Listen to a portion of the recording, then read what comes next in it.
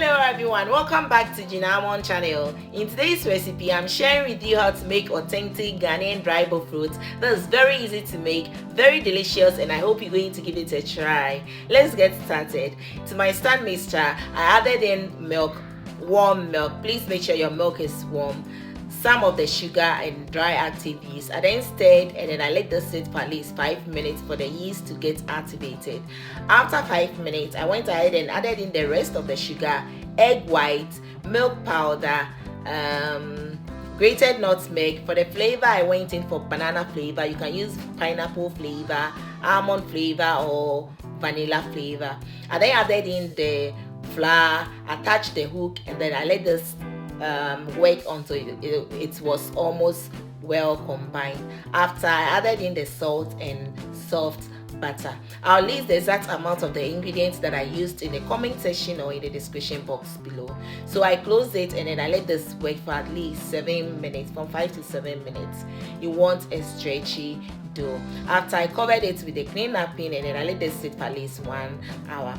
After 1 hour, I transfer the dough on my work surface and then I roll it into a sausage shape, like a long shape as seen in the video.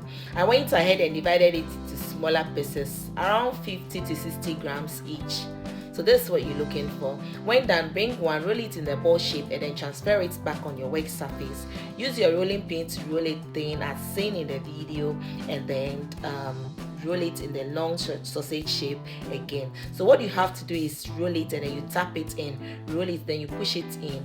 After, when you're close to the edge, make sure you apply just a little bit of water to help stick and then roll it again as seen in the video. So this is very easy, but if you want, you can do it the normal Ghanaian style, like the round one. It's all the same thing, but I went in for this shape today. Once it has doubled in size, go ahead and preheat your oil and fry this bad boy. So please make sure you put it at a warm place to double in size before frying it. And then this does not take time at all, so stay close to it and keep turning it until it is ready. And please make sure you do not set your fire on medium high. If it's medium high, it will get brown quickly and it wouldn't cook in the inside. Just let it cook slowly, fry slowly until it is ready.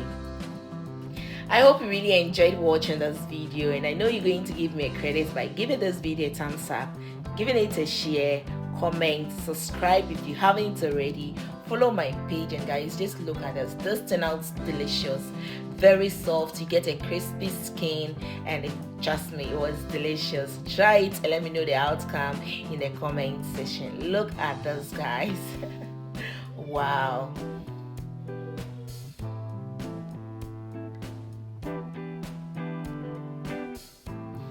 So guys, see you in my next video. Till then, bye bye. Love you all and stay blessed.